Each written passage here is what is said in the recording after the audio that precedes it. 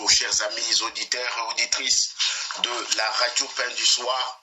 Nous nous réjouissons en ces dimanches de Pentecôte de célébrer ce culte radiophonique ensemble avec vous. Que la grâce de Dieu notre Père, l'amour manifesté à la croix par notre Sauveur et Seigneur, l'unité qui vient du Saint-Esprit soit notre partage. Nous allons prier pour écouter la parole de Dieu. Père très saint, merci beaucoup pour la grâce. Merci beaucoup pour les amis que tu as réveillés ce matin, qui se sont décidés, éternel Père, de se présenter devant toi. Je prie, éternel Père, que tu nous parles. Je prie, éternel Père, que tu nous visites. Je prie, éternel, que tu nous fasses encore du bien. Ta grâce et ta faveur dans ce programme éternel. Au nom puissant de Jésus. Amen. Amen, amen, amen, amen, amen. Chers amis, nous allons lire deux petits textes dans la Bible. Le premier texte de ce matin est tiré de 1 Samuel, chapitre 16, 10 à 13. 1 Samuel, chapitre 16, 10 à 13. Je vais lire le texte biblique. 1 Samuel, chapitre 16, le verset 10 au verset 13. J'ai trouvé mon texte. Je vais lire.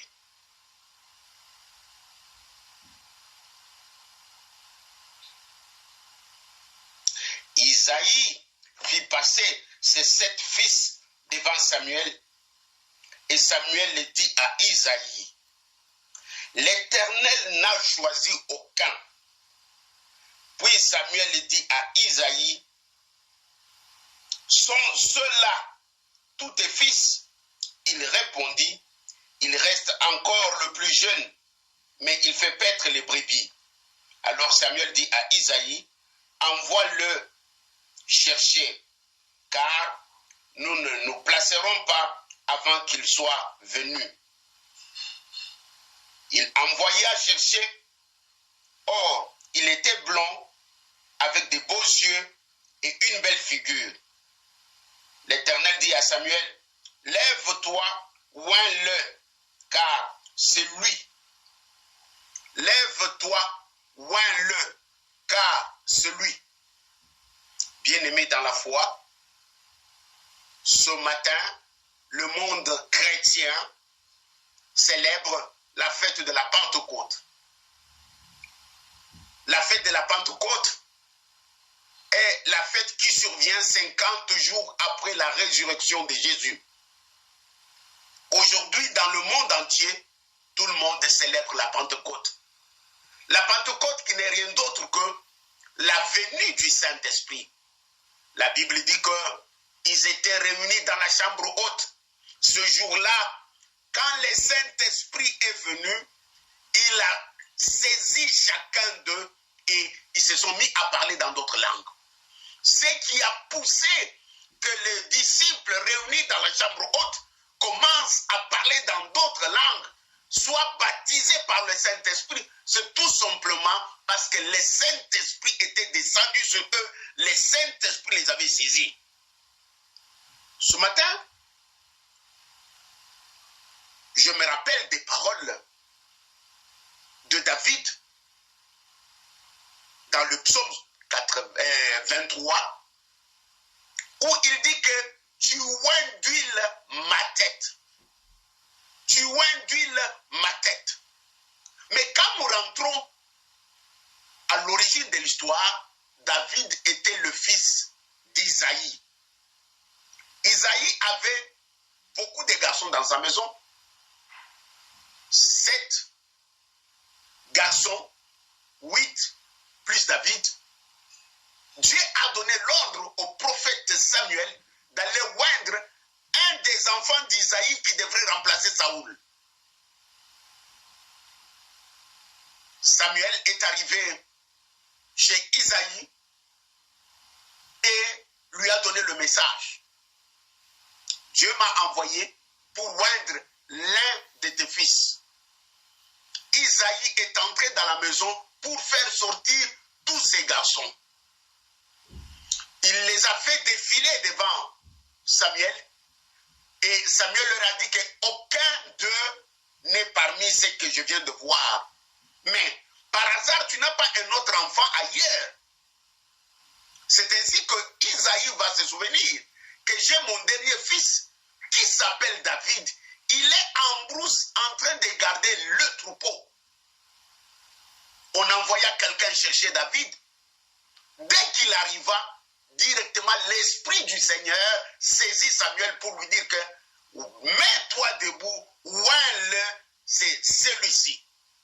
Mets-toi debout, oins-le, c'est celui-ci. Bien-aimé, la Bible dit qu'il prit la corne. Il oignit David. Et l'esprit de l'Éternel saisit David. Ce matin, ma prière est que l'esprit de l'Éternel te saisisse. Ma prière est que l'esprit de l'Éternel te saisisse. Oui, tu es chrétien. Oui, tu es enfant de Dieu. Oui, tu vas à l'église. Oui, tu as des responsabilités. Mais deux fois, nous n'avons pas pu laisser la place au Saint-Esprit dans notre vie. On commence à faire les choses d'une manière machinelle. On commence à faire les choses telles que nous les concevons. On commence à faire les choses par habitude sans que le Saint-Esprit nous ait mandatés, sans que nous puissions être loin du Saint-Esprit. Le Saint-Esprit saisit David. Voilà pourquoi David est devenu grand. Dans le psaume 23, il continue à croire, à confesser que tu oinduiles ma tête. Tu oinduiles ma tête. Avant d'aller plus loin, j'aimerais que nous puissions nous rappeler qui est le Saint-Esprit. Qui est le Saint-Esprit? Le Saint-Esprit n'est pas une force mystique. Le Saint-Esprit n'est pas une puissance aléatoire. Le Saint-Esprit n'est pas quelque chose de vague. Laissez-moi vous dire que le Saint-Esprit, c'est une personne divine. Le Saint-Esprit, c'est une personne vivante. C'est une personne. Ce n'est pas une puissance. Pourquoi aujourd'hui il y a une discussion entre les témoins de Jéhovah et les chrétiens évangéliques? Parce que le témoin de Jéhovah disent que le Saint-Esprit est une puissance. Mais nous, en lisant les textes bibliques de Actes 1:8, la Bible est claire. Il dit, mais vous recevrez une puissance, virgule. Le Saint-Esprit survenant sur vous. On ne dit pas que le Saint-Esprit c'est une puissance, mais on dit que si le Saint-Esprit vient sur vous, habite en vous, là, vous aurez la puissance de Dieu. Non, l'Église n'a pas la puissance aujourd'hui, ma sœur. L'Église a perdu sa puissance. C'est pourquoi il n'y a pas de guérison. C'est pourquoi il n'y a pas de délivrance. C'est pourquoi nous vivons avec les mêmes fardeaux, les mêmes situations qui ne changent pas. Parce que la puissance de Dieu n'est pas dans l'Église aujourd'hui. La puissance de Dieu manque parmi les chrétiens. Dieu lui-même, en envoyant le Saint-Esprit, il savait que j'envoie le Saint-Esprit qui va leur accorder la puissance, qui va leur accorder des dons spirituels pour pouvoir conduire l'Église. Le Saint-Esprit, c'est une personne divine qui habite dans la vie du chrétien dès le jour où tu l'as accepté. Tu as accepté Jésus comme sauveur et Seigneur. Le Saint-Esprit entre dans la vie du chrétien dès le jour où il accepte Jésus comme sauveur et Seigneur. Le Saint-Esprit commence à habiter dans sa vie. Bien-aimé, le Saint-Esprit est Dieu. Le Saint-Esprit est Dieu au même titre que Père, Fils et lui-même. Quand on parle de la Trinité, on veut tout simplement dire que nous avons un seul Dieu. Il n'y a pas trois dieux. Il n'y pas trois dieux. Quand quelqu'un me dit Dieu est le Père, Dieu est le Fils, Dieu est le Saint-Esprit. Non, il n'y a pas trois dieux. Il y a un seul Dieu en trois personnes. Père, Fils et Saint-Esprit. Maman Dallon. Ce matin, qui est le Saint-Esprit? Le Saint-Esprit est une personne divine qui habite dans la vie des chrétiens et qui l'aide à vivre une vie chrétienne victorieuse. Mais la question que nous allons nous poser, pourquoi nous vivons la vie d'échec quand bien même le Saint-Esprit habite à nous? C'est tout simplement parce que nous sommes charnels. Tout simplement parce que nous ne donnons pas la place au Saint-Esprit. Parce que le Saint-Esprit est à nous. Mais parce que nous ne lui donnons pas la première place, voilà pourquoi nous n'avons pas la puissance. Voilà pourquoi est-ce qu'il n'y a pas de manifestation. Voilà pourquoi est-ce qu'il y a l'échec. Nous allons plus loin, plus bas, jusqu'à nous envautrer dans le péché parce que le Saint-Esprit n'a pas sa place dans nos vies. Mais vous recevrez une puissance, le Saint-Esprit venant sur vous. Le Saint-Esprit a plusieurs appellations ou plusieurs nomenclatures. On l'appelle Esprit de Dieu, Esprit de vie, Esprit de foi, Esprit de vérité, Esprit de grâce, Esprit de sainteté, Esprit de puissance, d'amour et de sagesse. Il y a plusieurs appellations dans les Saintes Écritures qui font appel à la personne du Saint-Esprit. On appelle le Saint-Esprit à plusieurs appellations. L'Esprit de l'Éternel, toujours le Saint-Esprit. J'aimerais ouvrir une parenthèse en établissant la différence entre le Saint-Esprit dans l'Ancien Testament et le Saint-Esprit dans le Nouveau Testament. Nous voyons dans l'Ancien Testament, on nous parle du Saint-Esprit depuis la création. Dans Genèse, quand on a créé, Dieu dit, l'Esprit de l'Éternel se mouvait sur les eaux. Depuis la création, le Saint-Esprit était là. Et dans le Nouveau Testament, dans l'Ancien Testament, on ne parle pas du Saint-Esprit, mais on parle de l'Esprit de l'Éternel.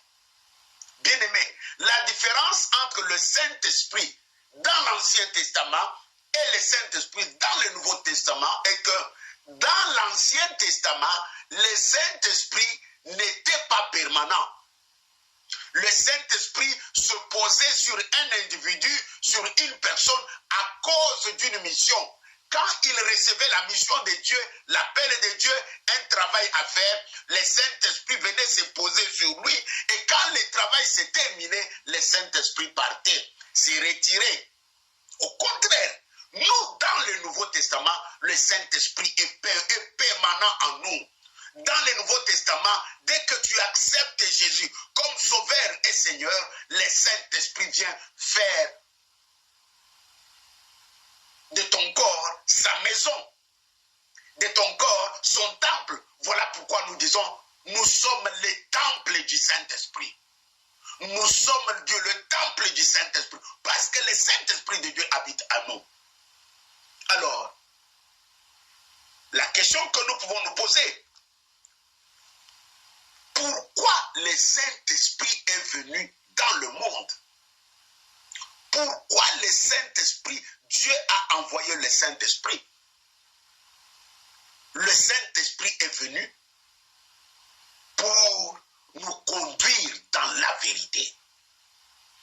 Le Saint-Esprit est venu pour nous conduire dans la vérité. Sans la vérité, nous allons marcher dans les ténèbres. Le Saint-Esprit est venu pour conduire l'Église dans la vérité. C'est pourquoi l'Église dans laquelle le Saint-Esprit n'a pas sa place, cette Église ne marche pas dans la vérité. Vous constaterez qu'une Église où on ne donne pas la place au Saint-Esprit, où il n'y a pas les manifestations du Saint-Esprit, cette Église marche dans les ténèbres. Vous constaterez que dans cette Église, il y a la vie du péché. Vous constaterez que dans cette Église, la parole de Dieu n'est pas prêchée 100% dans la vérité. Non. Pourquoi? Parce que le Saint-Esprit, là où il y a le Saint-Esprit, il y a la vérité. Là où il y a le Saint-Esprit, il y a la lumière. Là où il y a le Saint-Esprit, il y a la puissance.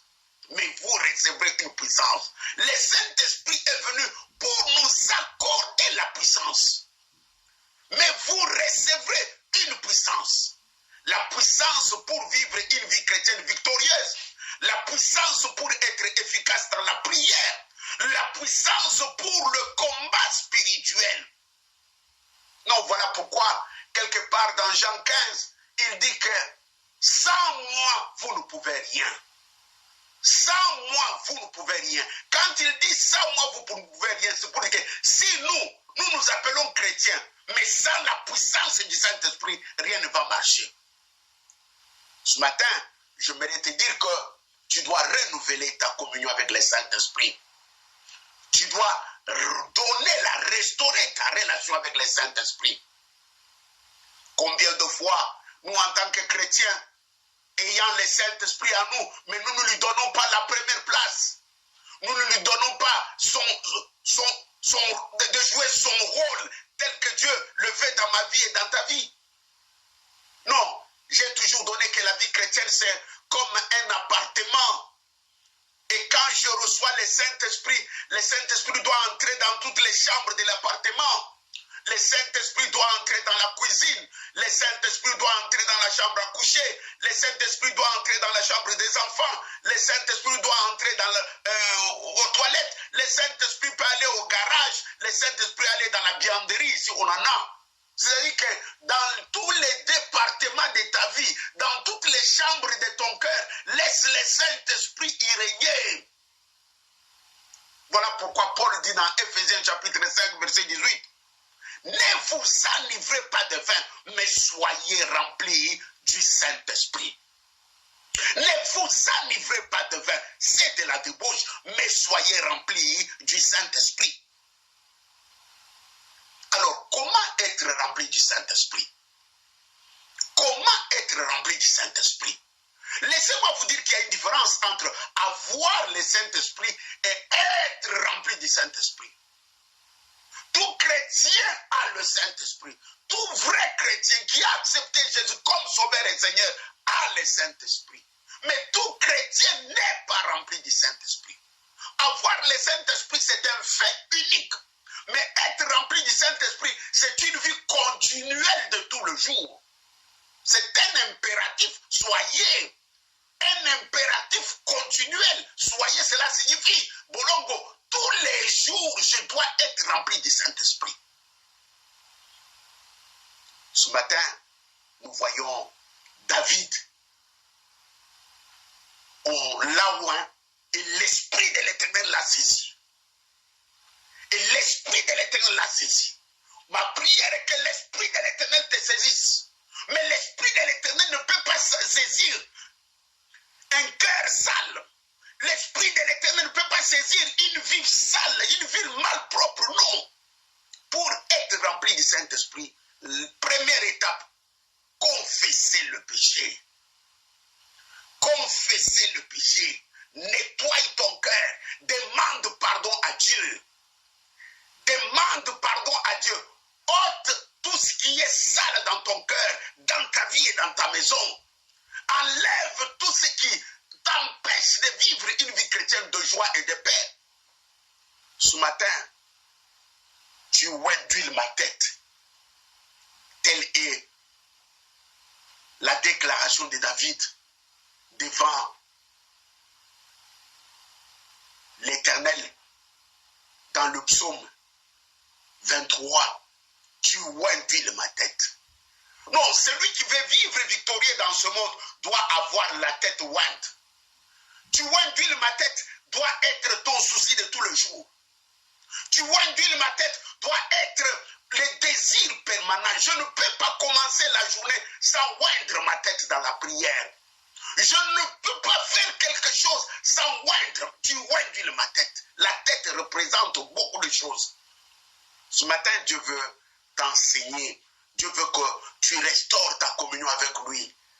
Non, souviens-toi quand tu étais en Angola, tu parlais en langue. Souviens-toi quand tu étais en Mbanzangungu, tu prophétisais. Mais depuis que tu es arrivé en Europe, tu as commencé à négliger les choses. Prophétie Ekima. Prophétie Ekima. Mbando tokutu. Tobosana.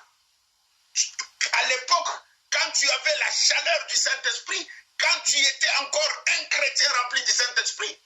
Non, tu dormais, Dieu te montrait noir sur blanc. Mais depuis que le péché est entré dans ta vie, non, tu commences à voir la confusion dans les songes. Bien-aimé, on ne peut pas servir Dieu et servir le diable, non. Non, ce n'est pas pour rien qu'on appelle mon corps et ton corps les temples du Saint-Esprit. Jésus s'est réveillé un jour, il est allé dans le temple, croyant que les temples étaient le temple de Dieu, mais il a trouvé des vendeurs, il a trouvé des voleurs, il a trouvé des bandits. La Bible dit que Jésus prenant le fouet et chassa tous les échangeurs de monnaie, chassa tous les bandits qui étaient dans le temple. Et j'ai beaucoup aimé la phrase de Jésus. Vous avez transformé la maison de mon Père en un temple de vendeurs.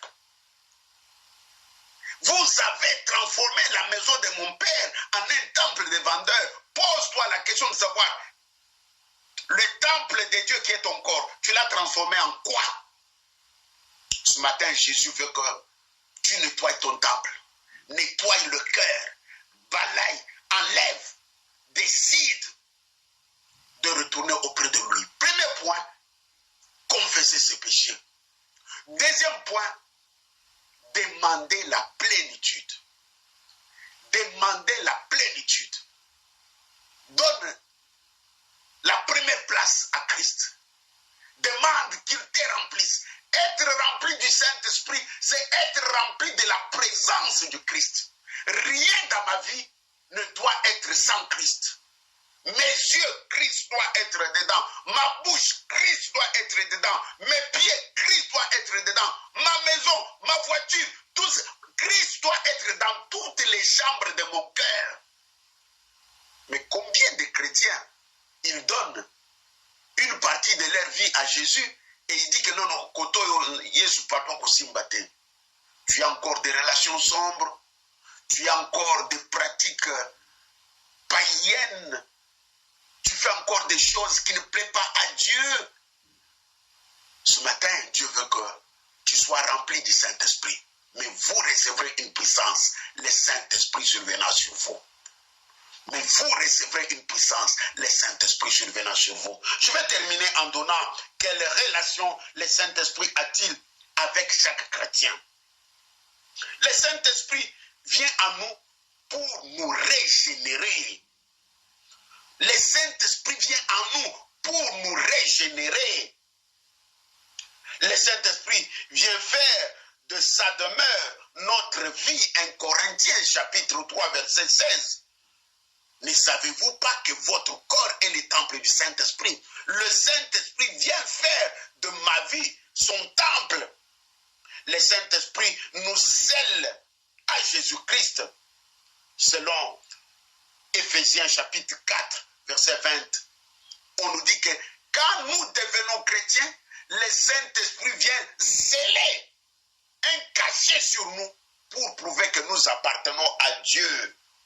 Le Saint-Esprit est la garantie de l'héritage que nous recevrons un jour. Le Saint-Esprit, c'est la garantie qu'un jour, nous recevrons l'héritage céleste.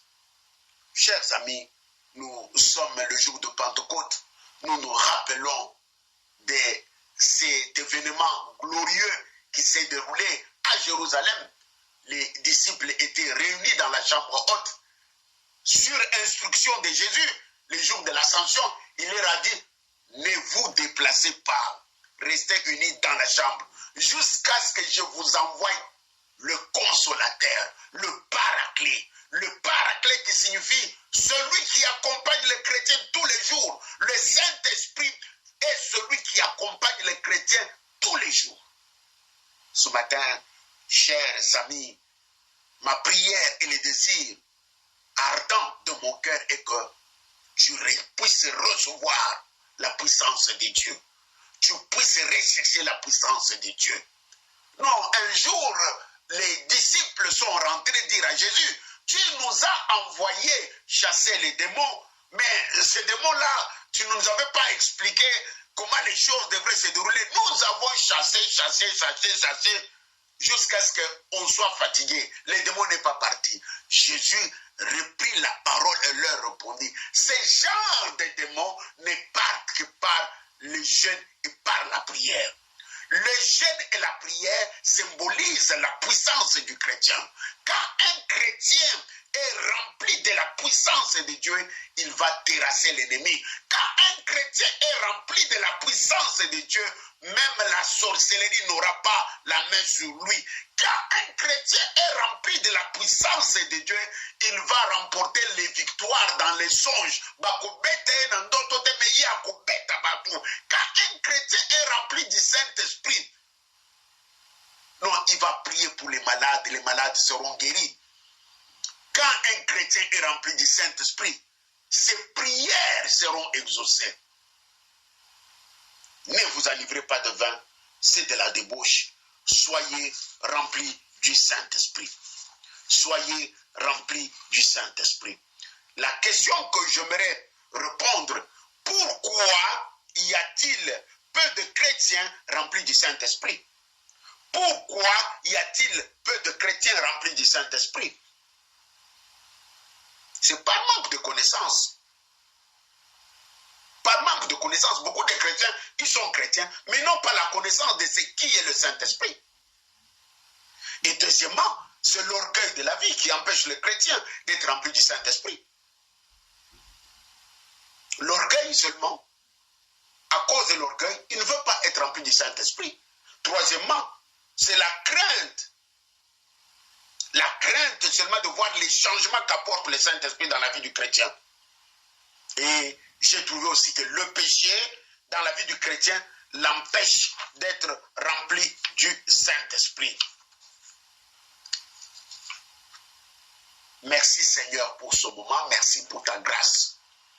Père, merci parce que tu viens nous rappeler ces choses. Tu viens nous rappeler ces choses. Tu as dit que David a été oint et l'Esprit de l'Éternel l'avait saisi. Je prie que l'Esprit de l'Éternel me saisisse, que l'Esprit de l'Éternel saisisse mon frère, que l'Esprit de l'Éternel saisisse ma soeur. Ta puissance et ta gloire dans nos vies. Donne-nous à vivre une vie chrétienne victorieuse. Donne-nous à remporter des victoires dans nos batailles, dans nos combats, grâce au Saint-Esprit. Saint-Esprit, remplis-nous de ta puissance, remplis-nous de ton feu. Manifeste ta grâce. Au nom puissant de Jésus. Amen. Bon dimanche à tous, chers amis. Ce soir à 20h, Maloba Mabomoy avec le pasteur Malice Pembele. N'oubliez pas, je vous ai parlé de 17 juin. Nous avons un cours public à l'Institut. Les stratégies d'évangélisation grâce aux réseaux sociaux numériques. Tu es intéressé, tu peux nous contacter. On va te donner les modalités de participation. Je vous souhaite à tous et à toutes une bonne fête de Pentecôte. À dimanche prochain. Bye bye.